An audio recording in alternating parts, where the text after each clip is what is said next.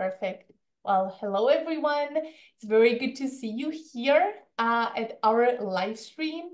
My name is Hani and I am the Education USA advisor in the Czech Republic at the Fulbright Commission. My special guest today is Josh, who is going to present on a topic, how to crack admissions in the US graduate programs, because he's an expert in the graduate programs field. So hello, Josh. How are you today? Hey, thank you. I'm wonderful. Awesome. Awesome. Thank you so much for joining us today. Let me just do a short introduction, because for those of you who are new here, I would like to say that Education USA is a network that provides free and up-to-date and unbiased information about study opportunities in the United States. So guys, if you are thinking about studying an undergraduate or graduate level education in the United States, you can always reach out to me and I'm happy to help you with all the, application process, school selection, and so forth. And today, together with Josh, we will dive into the grad programs. The advising center that I represent here today is in Prague. It's in the Fulbright Commission. So if you would like to visit, feel free to let me know via email and just, set up a day. We can set up a date and time, and I'm happy to meet with you in person. Or we can definitely schedule an online meeting over Zoom, and I'm happy to answer any of the questions that you might have. Other centers, except for the one in Prague, are in Plzeň, Ústí, Olomouc, Brno, and Ostrava. Brno is actually where Josh is right now, because he's here on the Fulbright Scholarship, and he's at the pharmaceutical faculty at Masaryk University. So we do have other centers. They're called American centers here, and you can definitely get some information there as well. And our free services that we offer are consultations that I just mentioned. You can also visit our library. So if you are in your undergraduate level and you are preparing for your SATs or Duolingo, you can definitely stop by. If you're looking for your graduate studying programs, you can borrow a GRE book or GMAT or other prep books. And apart from this, we also do webinars and in-person events. They're usually in Prague, and the one that's coming up is going to be in June, in the late June. And we are going to meet in person with other Czech and Slovak students who study, or are going to study in the United States. And we are all going to meet in Prague, so you can definitely join us. If you scan that QR code, that will get you to our newsletter. So you'll find useful information, some scholarship alerts, and other interesting information there. And feel free to follow us on social media under the handle EducationUSA Czech.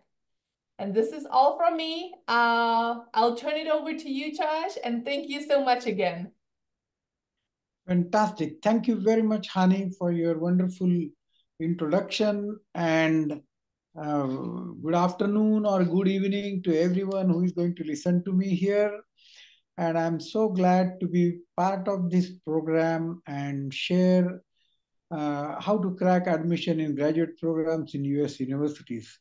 Just to give up my background, I have been a professor and associate dean in University of South Florida, which is based in Tampa, Florida. You all know Donald Duck and Mickey Mouse and Minnie Mouse. They are all my cousins. And we stay very close by.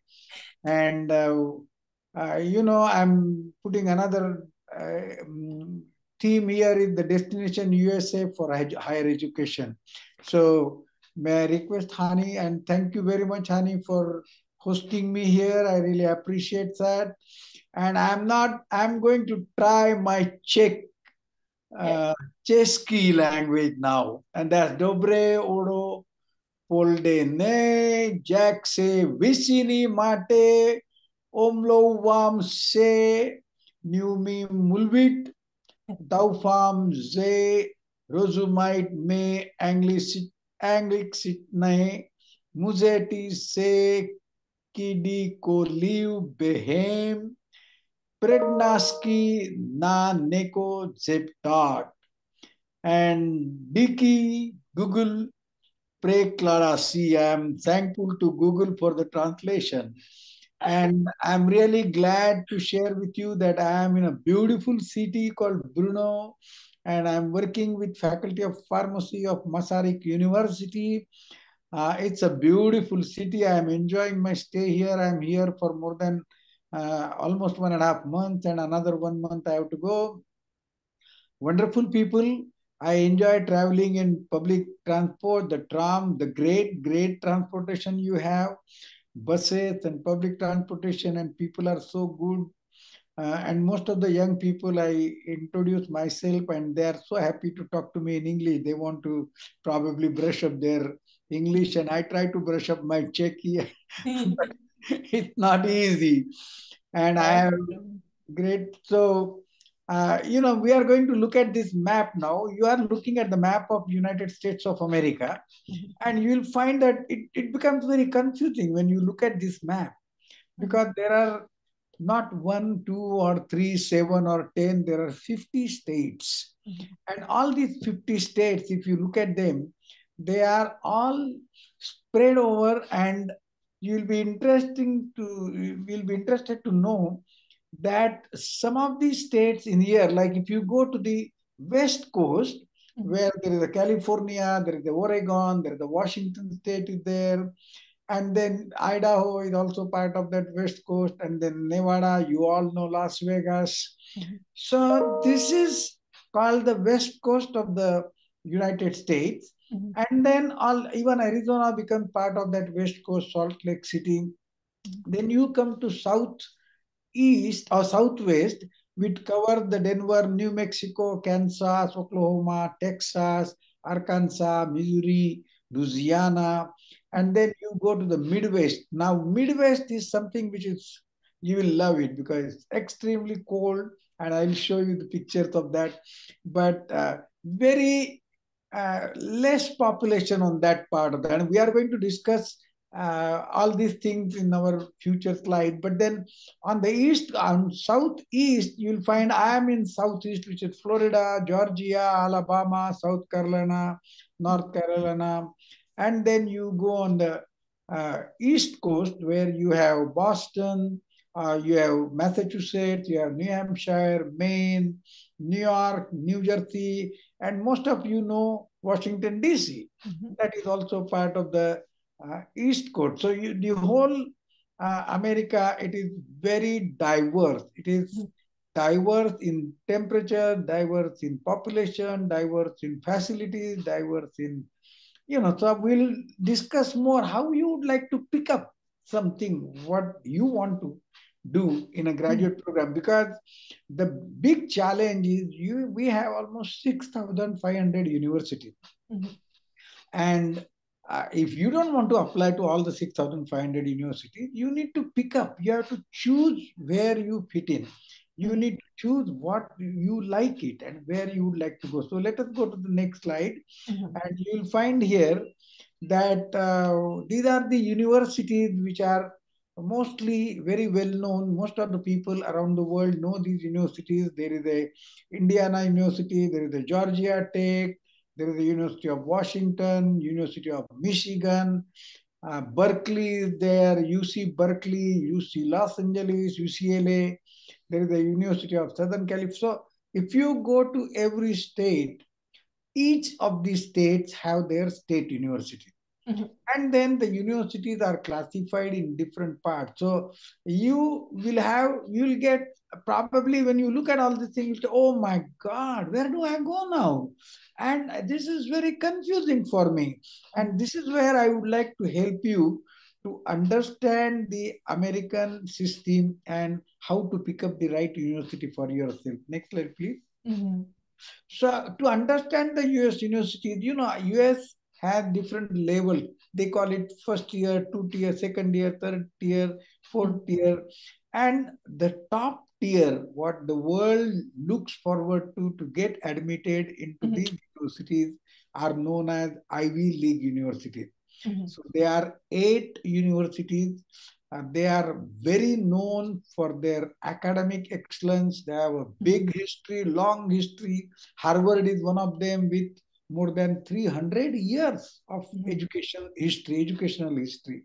And then John Hopkins is there, Yale is there, Cornell is there. So there are many good. And then there are 1955, 1955 state universities. So you can imagine that 50 states are there and they have almost close to 2000 universities there. Then comes your next. Now, most of the Ivy League universities are private university. You need to keep in mind. So when you are looking at Ivy University, you need to look at your bank balance.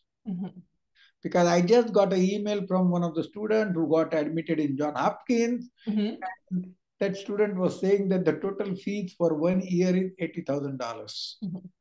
And this is where the Ivy League comes into the picture. So if you are looking at Ivy League, then you really need to have a very, very strong resume, a very good credential so that you'll be able to. And there are a lot of opportunity, there are a lot of fellowship, there are a lot of financial support there. So it is not that Ivy League is beyond the reach of everyone or a common man like you and me, but it is there. You have to approach the university properly.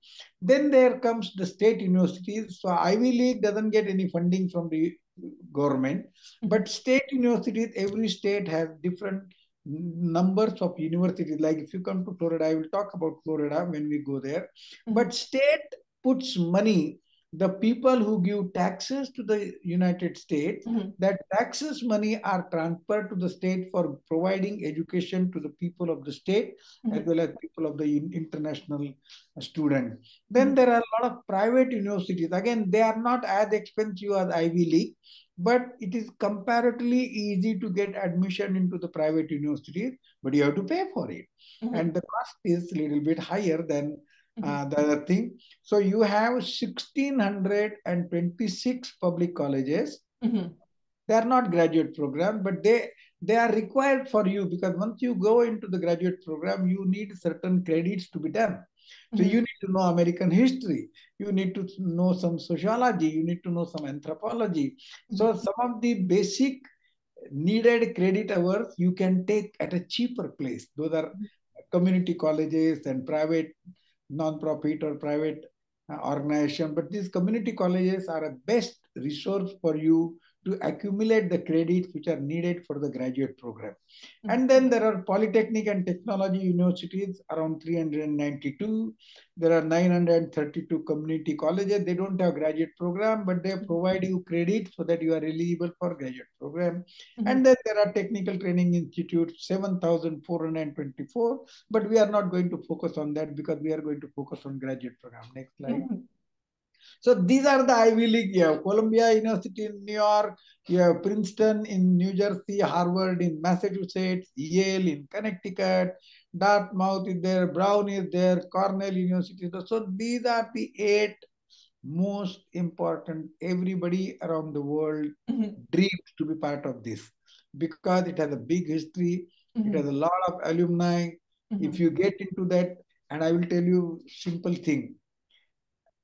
I want to share with you very important thing.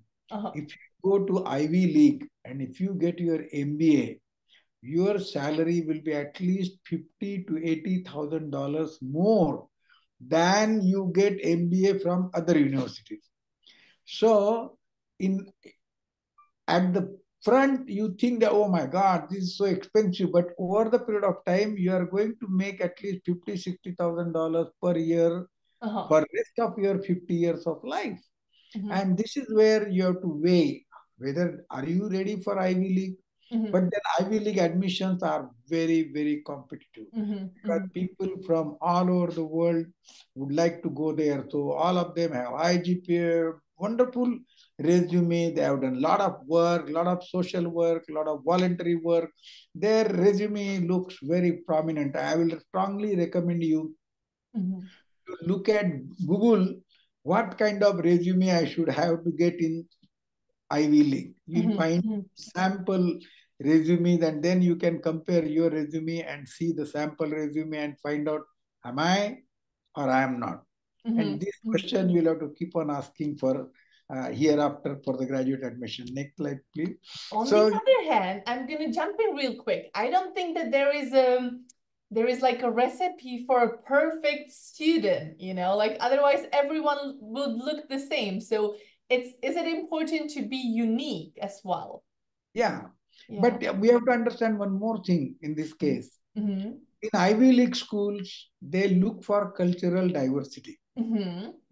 And they want a classroom with very cultural diverse groups. So if you have a Czechia student or a Slovakia student, you are bringing a cultural diversity to the classroom. And that is your strength.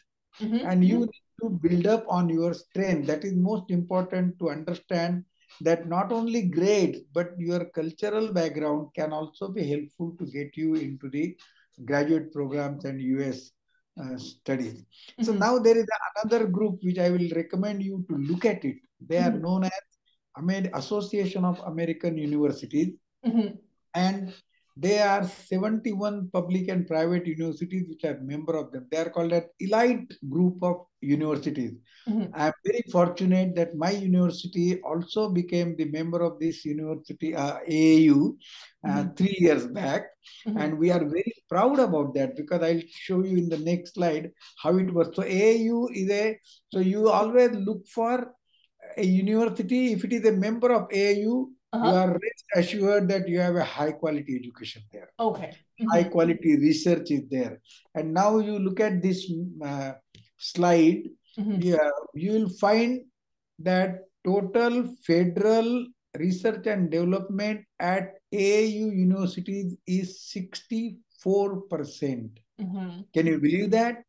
So 64% of the funding which is dedicated for research by all these organizations, Department of Agriculture, Department of Defense, Department of Energy, Department of Health and Human Services, National Aeronautics and Space Administration, all these are national bodies of United States of America. The government, federal government puts a lot of money into these bodies, and out of these bodies, 64% goes to AAU universities. So when you focus for selecting a university, try to find out, is it a member of AIU? Then your opportunity is much higher, because they have higher research funds there. So you keep in mind that. Now I want to bring it to your notice, the Florida State University. So Florida has 12 universities with enrollment of more than 300,000 students, because Florida is a very big state. We are almost reaching to be the third highly populated state of United States. And they employ more than 60,000 faculty and staff, and an annual budget for all these universities around $8.5 billion. So the state invests $8.5 million into all these 12 universities. So there is always an opportunity for you to get research grant or graduate fellowship. And this is where you have to identify such parameters and find out the universities where there is the money. Then there is an opportunity. And this is where I would like to recommend you to look at very carefully what kind of money they get in their research funding. And all the universities, let's go to next slide. And you will find that all the universities have website where they talk about their funding. And you will get a good guideline by studying the website. And I'm going to teach you or share with you how to come to that point. So we have graduate student get admissions in USA. There are 7 steps. First is that you start early. If you want to apply for 2024, you are late. It's too late. You are late. You need to start 2025. If you want admission in 2025 fall semester, then you need to start now. Minimum, it takes more than a year to get all the paperwork together, get your requirement properly. If something is lacking, you build up again in your resume.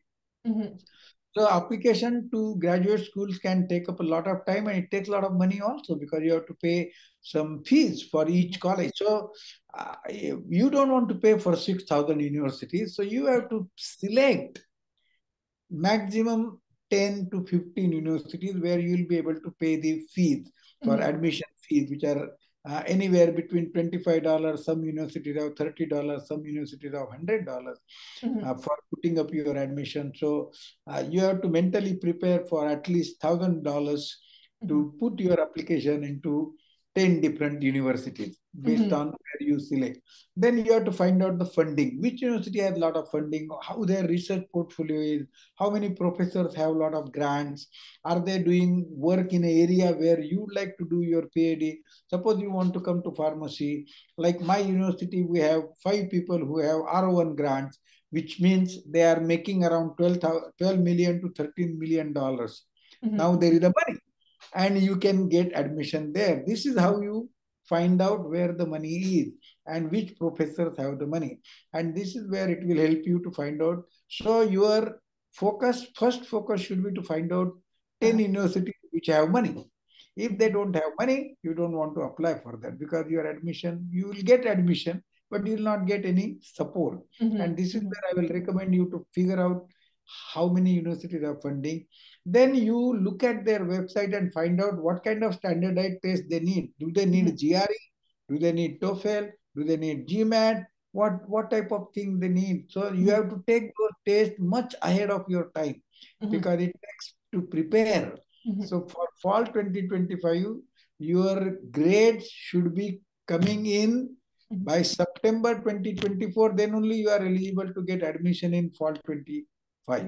And this is where it takes 1.5 years to make sure that you finish all the standardized tests, get it. Suppose you make a slightly low score, then make it second time and build up your score. And then you have to create a personal statement. There are a lot of samples on the Google, but never use those samples. You have to come up with your own personal statement, convincing why you want to be in a graduate program. And it should have a very strong personal touch. It should be for you only. Then only the people will say, oh, he is focused. He knows what he wants to do. And this is where your personal statement really helps your talk. And that is one of the very important aspects for getting admission. And then you need at least 3 references from your professors. So make sure that you talk to them. They are ready to write the recommendation, and they are writing good positive recommendation. So you need these 3 things, very important. So if you have a bad relation with the professor, please avoid that, because you will never get admission in graduate program. So you have to pick up the right recommendation referees to provide the recommendation. It is very important. And then once you start submitting the application, and then they will send you the I-20 if you get the admission, then now you have another challenge to get the visa. And that is where you have to apply in advance and get the visa, provide all the funding, what you are needing, and all the paperwork. So to keep everything, you have to build up a file, a big file, put everything in the file, so that when you apply for visa, you will need all this information there.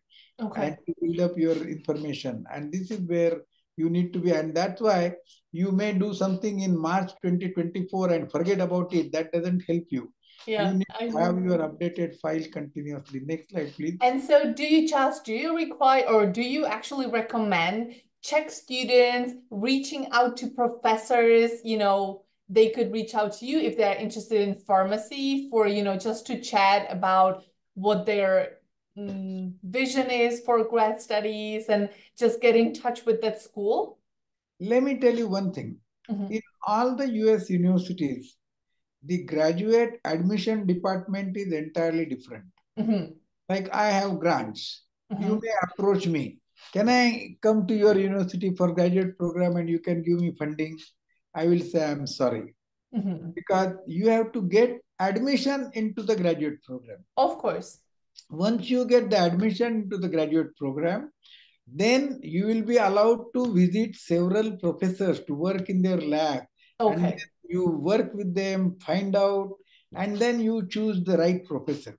Got it. But sometimes it helps, like if somebody is interested in space pharmaceuticals or space research, then you can start looking at the people who have funding, which university has good program in space research, and that you can approach the professor, and then that approach may help you.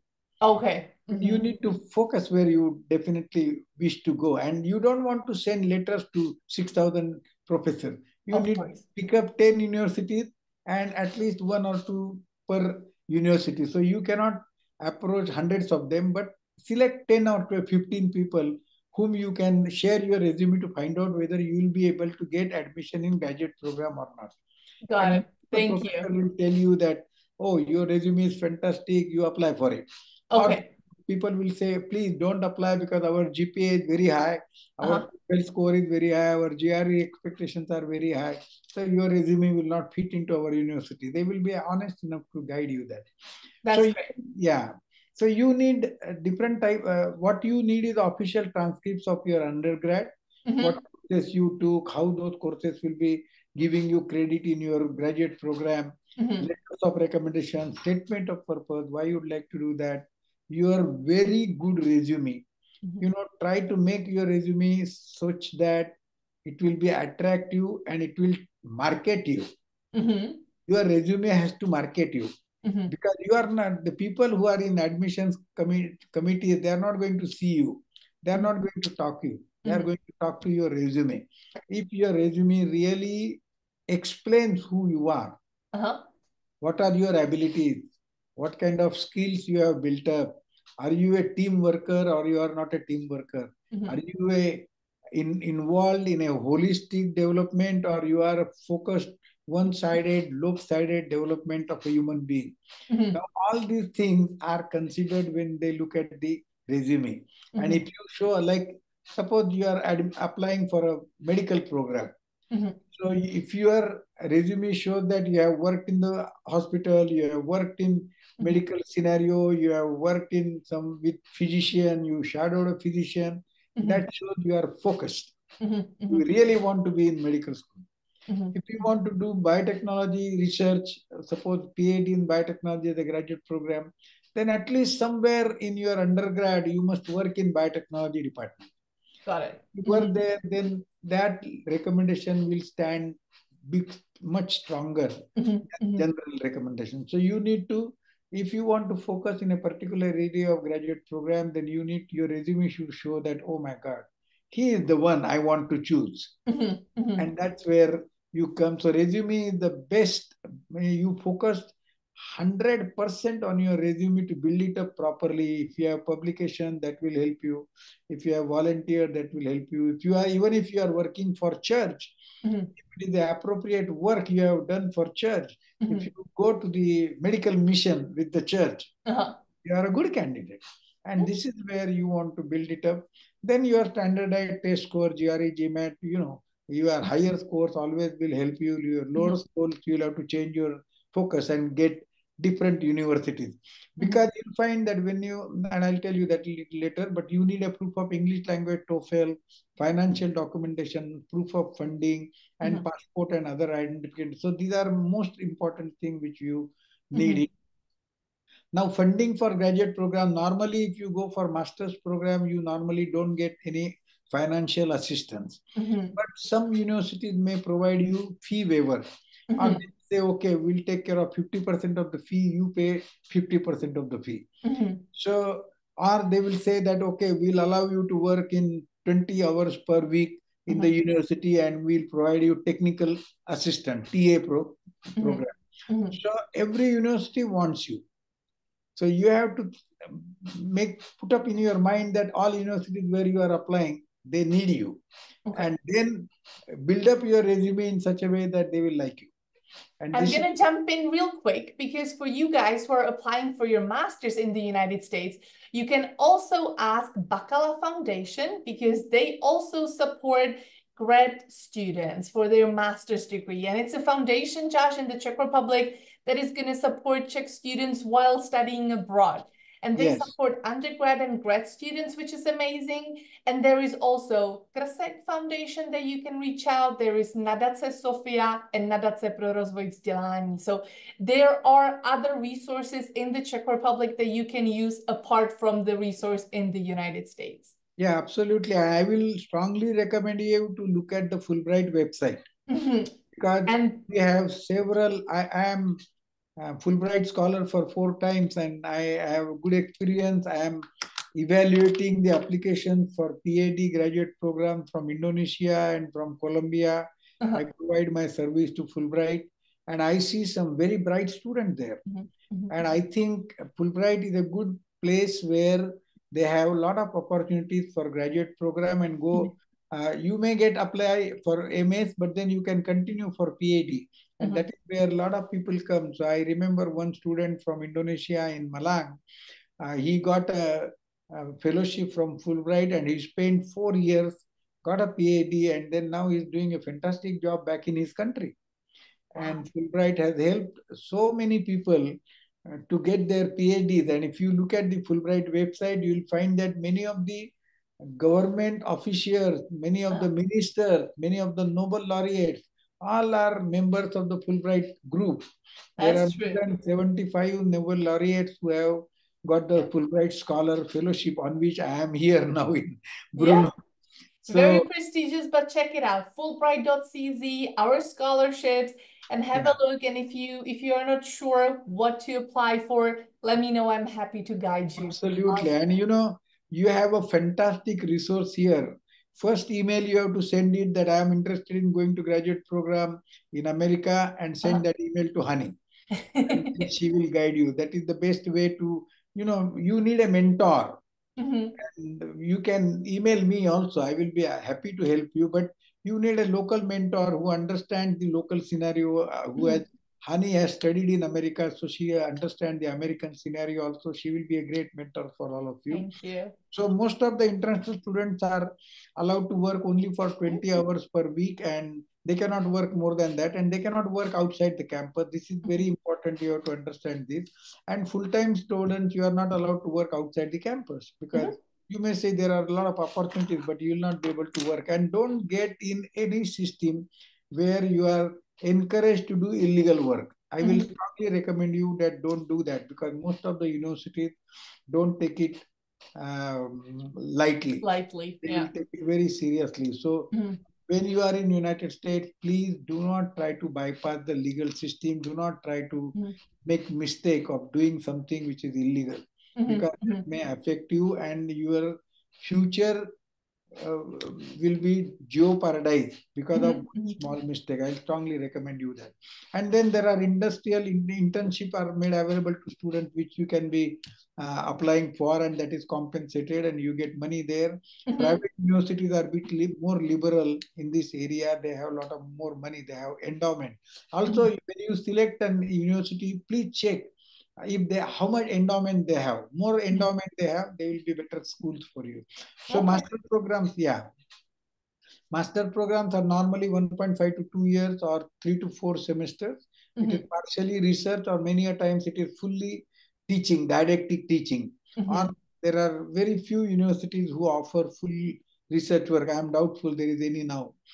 Graduate programs are normally 4 to 5 years with 2 years of didactic teaching. You have to do the coursework, and then remaining becomes research work, and you have to publish papers. PhD, if you do not have any research papers published, you normally don't get. In my university, you need minimum 3 good research publications for your graduate program.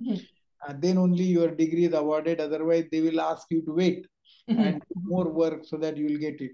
So many universities admit for PhD program. So you may get into PhD program, and then you may think that, oh my God, I'm not fit for it. So you complete the didactic teaching and they give you MS.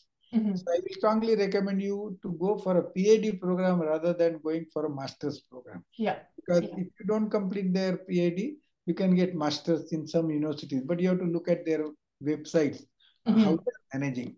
So what you do after masters or PhD, there are 2 areas you need to understand. That there is a OPT, which is called optional practical training, which can last for 1 to 3 years.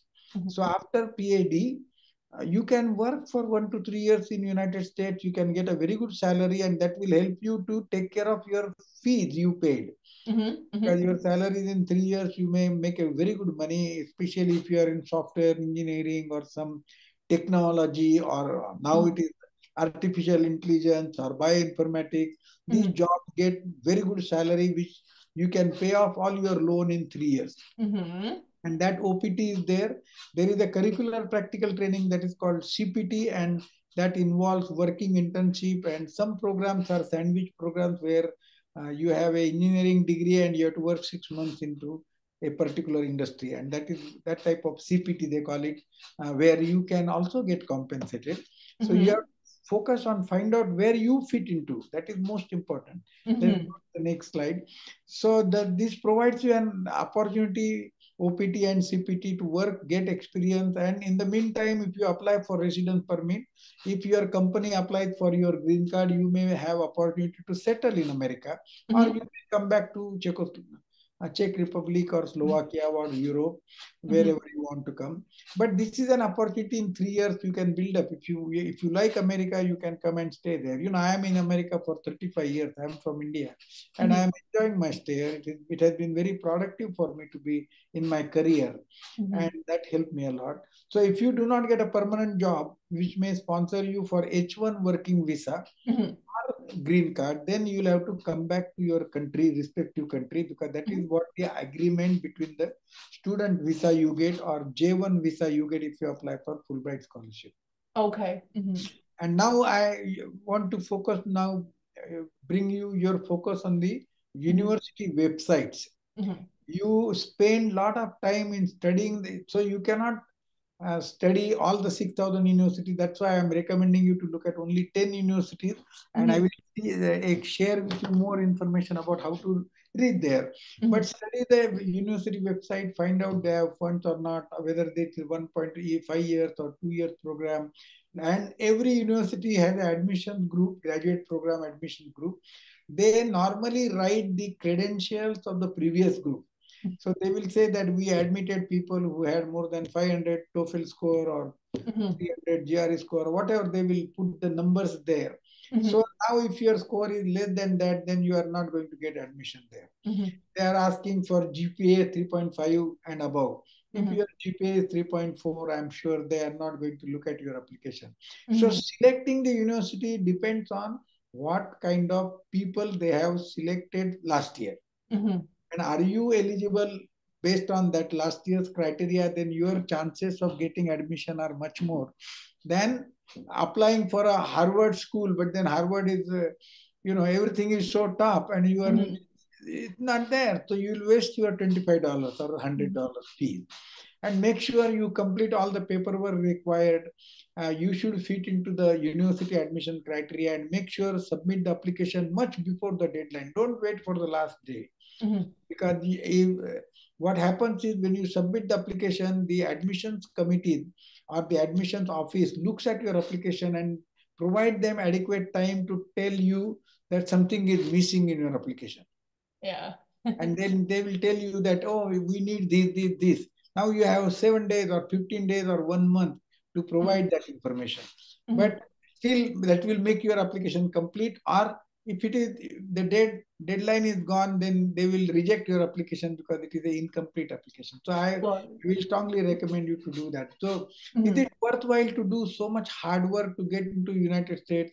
I think it is worthwhile, because you get if you come to New York, you can talk every language of the world. New York has every country represented. Yeah. Come to my university, we have more than 150 countries represented on campus. So you can imagine that not only you, but there are people from 199 countries based in the United Nations. All of them want to go to graduate program because there is an age. You get an age in education. You will be able to get some of the fantastic educational opportunities, some of the lifetime opportunities, and your qualifications coming from United States will make you much higher position. Even if you come back to Europe, your USA graduate program will definitely be very helpful. I was talking to Masaryk University, and they are now insisting that unless you have a postdoc or a graduate program from other country, your promotions are challenged. So I think it is a good idea to take your master, you do your undergrad in Europe and then go for masters or go for PhD in United States. That combination will take you miles ahead of those people who could not get it. Next slide, please. So now I'm going to tell you more about how to select those 10 universities. You have to find out what is your nature. Are you a big city living person, creature, or you are not? If you are in a big city, you enjoy big city, but there are challenges in big city. And then we'll see those challenges. Are you a cold weather person or a hot weather person or a medium weather person? You like the snow or you don't like the snow? Because if you look at this map, all the northern part of it, when people, when I came to Brunei, everybody was telling me Brunei is so cold, so cold, so cold. How much cold you are? I used to stay in South Dakota where the temperatures were minus in Fahrenheit, Oh yeah. not in centigrade. So you have a wide variety of weather, and every weather you can pick it up. So if you are a hot weather loving person, don't go to the north side of the America. So already you have written of 20 states who are very cold. Then you have to look at cost of living. Are you financially sound enough to rent an apartment with $3,000 per month? Or you would like to go to a place where the apartment can be $1,000 per month? You are saving $2,000 per month simply in the rent. That is the cost of living. Then this is the public transportation. When you go, you will have a shock of your life because in Brno, you don't need a car. No. Such a fantastic transportation you have. I was in Prague and I saw fantastic transportation there too. Yeah. Wherever I traveled in Europe, I'm so impressed with the public transportation. If you come to Tampa and you say that I want to stay a little away from the university, there is nothing for you. Only bicycle, or walking, or you are dead. Because to get the milk, your regular daily milk requirement, you'll have to drive 10 to 15 miles with a car. You cannot walk, you cannot go by bike. It is very tough. So you'll have to stay very close to the university. As soon as you have to stay close to the university, the rents are 3 times bigger than the faraway apartment. So you have to understand this cost of living and public transportation. There is another thing which factor is there, violence and active lifestyle. We'll talk more about these factors in the next slides. So here it is the major US cities. So if you are a city person or a city creature, then these are the areas you can pick it up.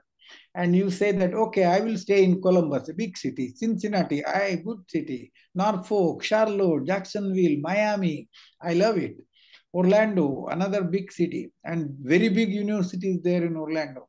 But our weather is very hot. We get 95 to 105 degrees Fahrenheit, which is very hard for you people to survive. So you have to find out the upper portion, cold and colder. Lower portion is hot and hotter. If you go to Texas, it's very hot. But part of the Dallas is cold. Now you have to look at the budget of the big cities. Los Angeles has $1.1 trillion budget.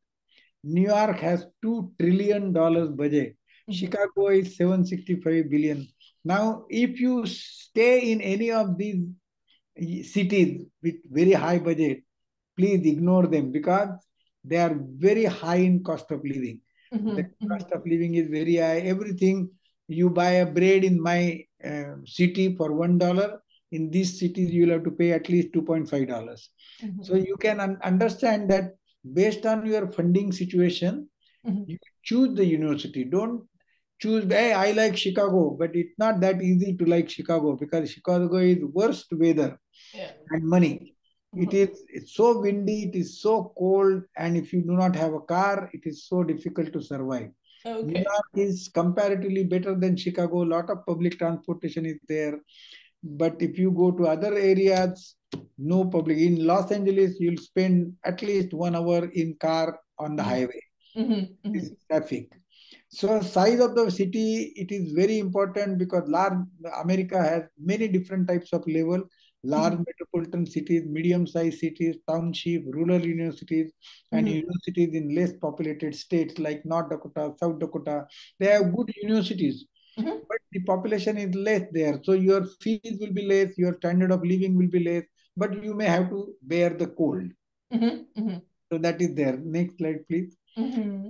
So the top 20 reasons to live in a small town. So either if you pick up small and mid-sized town based on your funding situation, there are some advantages. It is affordable housing. I'll explain my situation. When I came in United States, I used to pay $1,350 for two-bedroom apartment in Ann Arbor, Michigan, because I did not have a car. It was very cold. I had to walk, and it was so expensive. From there, I went to a smaller state and I got three-bedroom apartment for $350. Okay, that's a difference. Oh my And goodness. Yeah. I decided that it is better because I'm saving $1,000 per month. So it is $12,000 per year, which is a big Or a saving. bigger place, you And know? yeah, and bigger place too.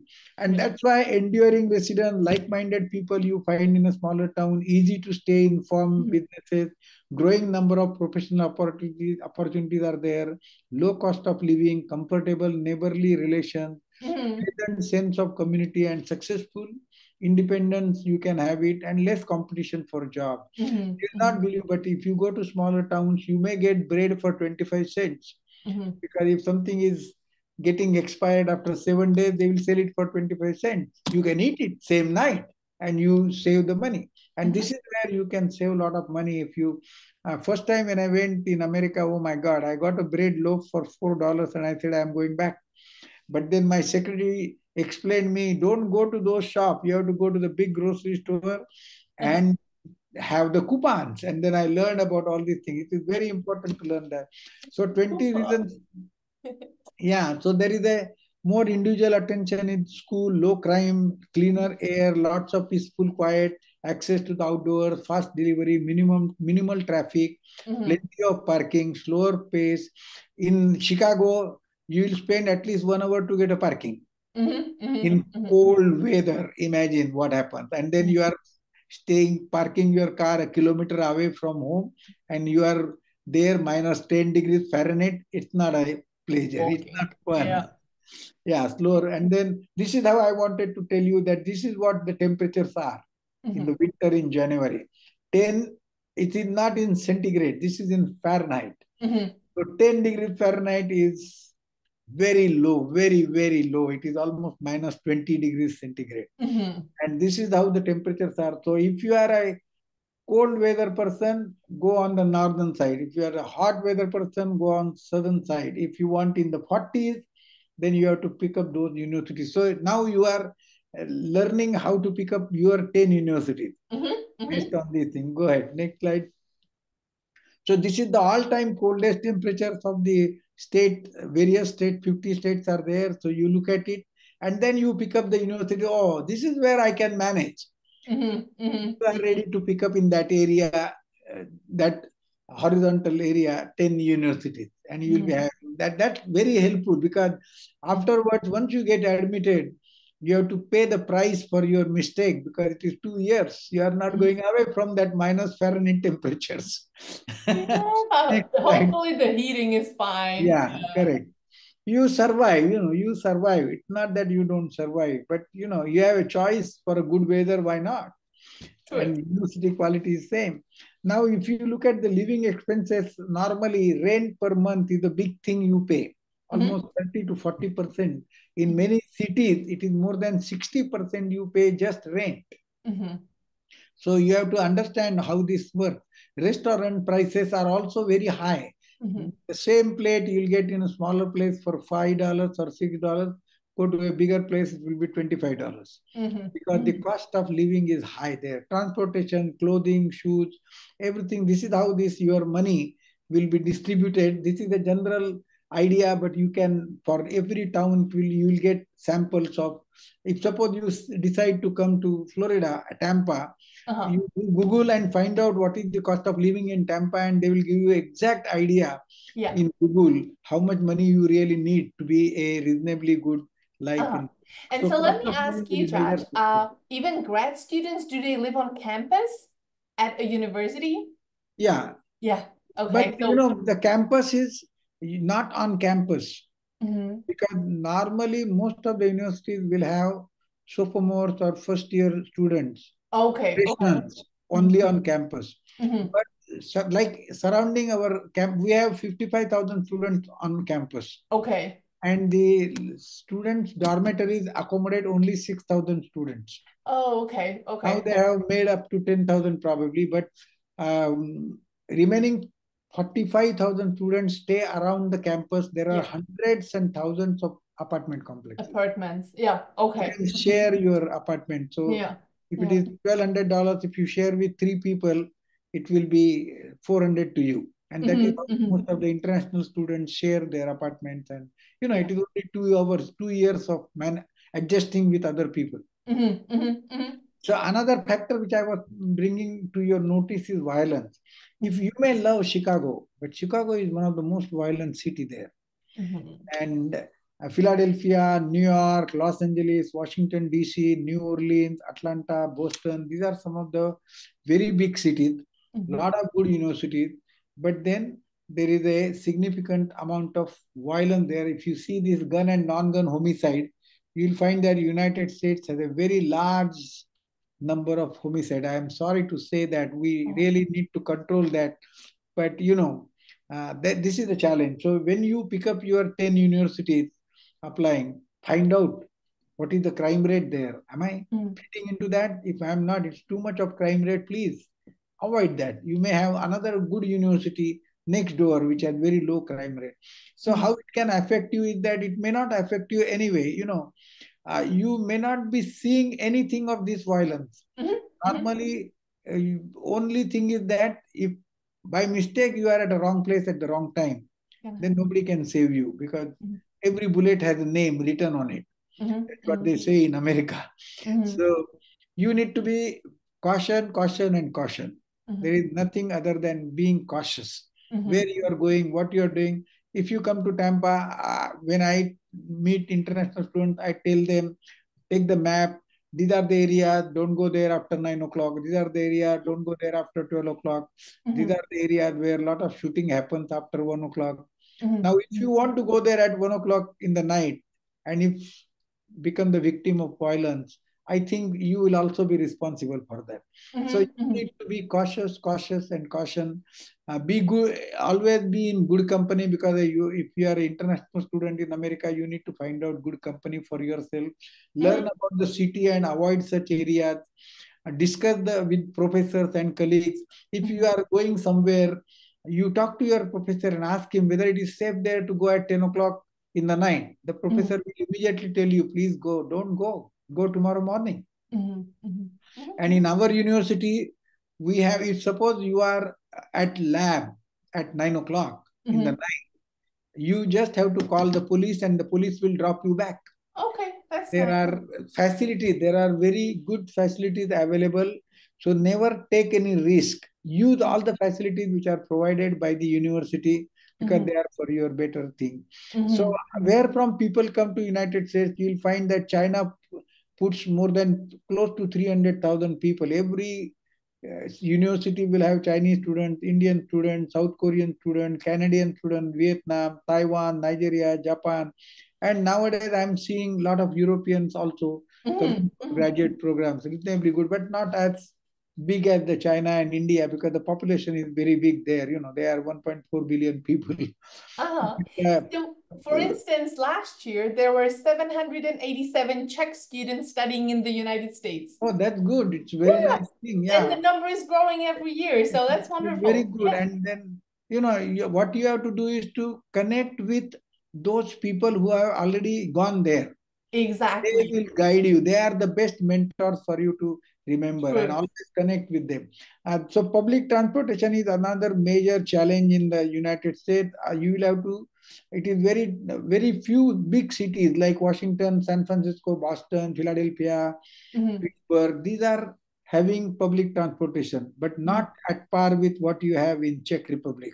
I'm warning you. Our buses will come 1 hour after, every 1 hour. You have a bus or tram here every 3 minutes, 5 minutes, 10 minutes. It's not the case in United States because very few people, you will see 90% of the time the buses are empty. Very few people. So public transportation facility is the most important thing because it is money saving also. Next slide, please. So if you go to the next slide, you'll So personal transport is the best way, and cars are much cheaper there. You can get a car for $1,000. You can get a car for $1,500, and your life is very good. Even if it is bad weather, if you choose, suppose now Takata and buy a good car for $15,000, you will survive because you will be exposed to cold only for a few minutes, like from apartment to car and car to office, and that's it. So you are, and driving license is the most important ID. Everyone who comes to USA has to get driving license. If you want to work there after OPT, then you need that.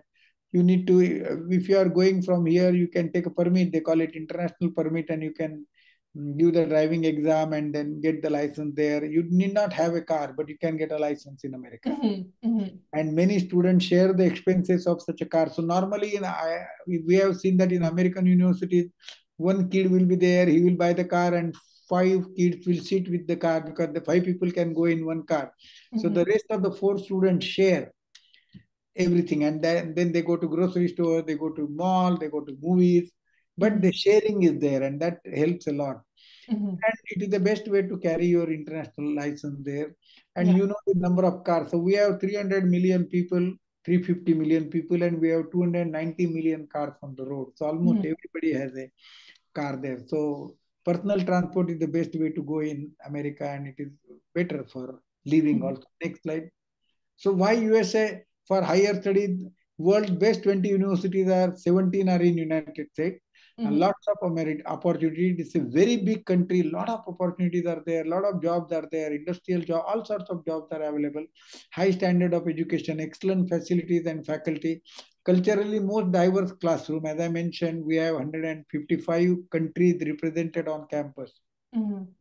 Our faculty in my college, I am faculty affairs dean, and we have more than 20 countries represented in our faculty group. So you'll find somebody who talks your language also.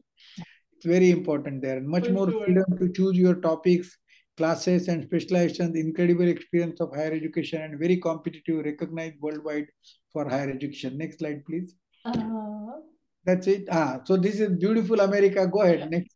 Very nice. You will love this. Next slide. Go ahead. These are all beautiful. You know, you will love this. Fall colors are best. So you dream for it, and you will have it, and you will enjoy for sure. That's Destination USA. Yeah. Thank you very much. This is amazing. Thank you, Josh. And you know, you guys who are watching, if you guys have any questions, please feel free to type it underneath the live stream. Josh or I will definitely answer your questions. I just remember when I met with you and we prepared for this webinar or live stream, you said that it's possible. Everything is possible. Like you can just do it. So please don't worry about it. You have resources. So reach out to us. Here are our email addresses. We are happy to help you. And you just heard some basic intro about how to research schools. But if you need more guidance, let us know and we are here for you. Yeah, you can email me also. My email is right here. And Hani is the best mentor for you all. Thank you very much, Hani. I appreciate that. Thanks a lot. All right. Let me thank you. Bye.